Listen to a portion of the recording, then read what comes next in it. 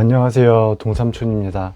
오늘은 제가 어린 시절 투명인간 취급을 받으며 생긴 열등감과 그것으로부터 해방되어 가는 것을 나눠보려고 해요. 초등학교 6학년 때의 일입니다. 평소와 다름없는 어느 날이었어요.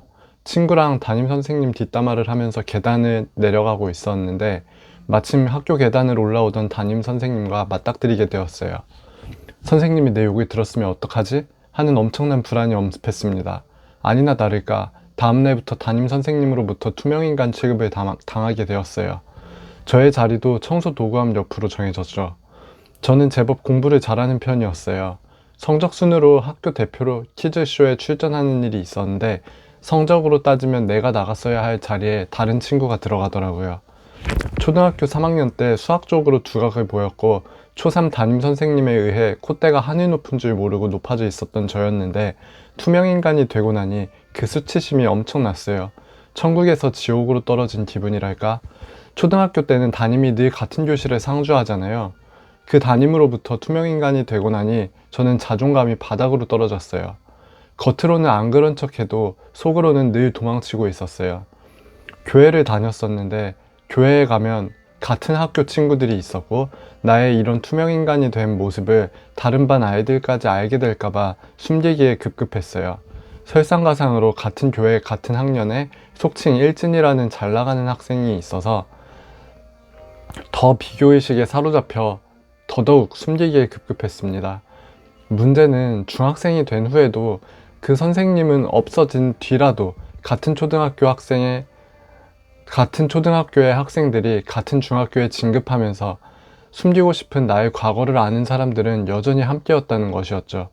초등학교 졸업식 때 담임 선생님이 부모님께 따로 사과할 정도로 무시를 당했었거든요. 더 이상 그 담임이란 사람이 내 삶 속에 없었는데도 모든 사람들이 저를 향해 손가락질하는 것처럼 느껴졌어요. 도망치고 싶은데 도망칠 곳이 없었어요. 중학교에서 고등학교를 가도 마찬가지였고 대학에 입학한 후에도 한 다리만 건너면 친구의 친구를 알 수 있었고 나에 대해 대학 친구들이 알게 될까봐 두려웠어요. 나의 찌질함을 숨기고 싶었어요. 따지고 보면 그 사건을 사람들이 알게 되든 못 알게 되든 뭐 어때야 할 수 있는 일인데 그 당시에 저는 그 일이 저를 찌질하게 만드는 것 같았고 그 찌질함을 숨기고 싶었어요. 지금 말하면서 생각해보니 별것 아닌 일인데 이 트라우마는 저를 최근까지도 괴롭혔어요. 사실 방금 전까지도 그 사건에 사로잡혀 있었고 말을 하는 동안 스스로 힐링이 된 기분이네요.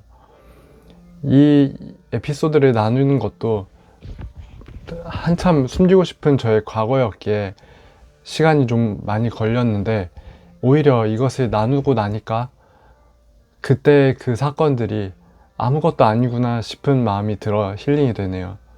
얼마 전 작은 어머니와 상담 중에 너 하고 싶은 것 다 해 라는 얘기를 들었어요.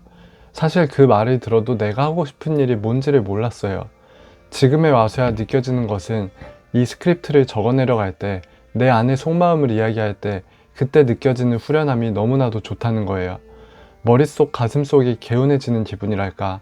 사람들이 나를 어떻게 생각할까 두려워서 하지 못했던 일을 정면으로 마주할 때 느껴지는 그 후련함을 어떻게 설명해야 할지 모르겠네요. 사람들이 나를 어떻게 보든 상관없는 것이었는데 뭐 나쁜 짓만 안 하면 되는 거 아니겠습니까? 제 열등감의 뿌리는 초등학교 시절에 머물러 있었고 그것을 알고 숨기지 않는 지금, 도리어 선포하는 지금 그 열등감이 사라지는 것을 느낍니다. 지금 생각해보면 그 선생도 선생 자격이 없는 사람이었어요.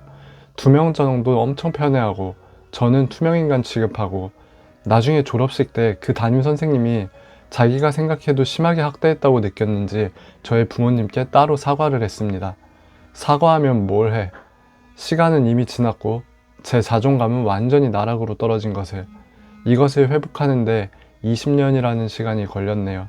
그리고 또 아직도 회복해 나가는 중입니다. 오늘의 동삼촌이었습니다. 그냥 두서없이 제 이야기를 해봤어요. 경청해 주셔서 감사합니다.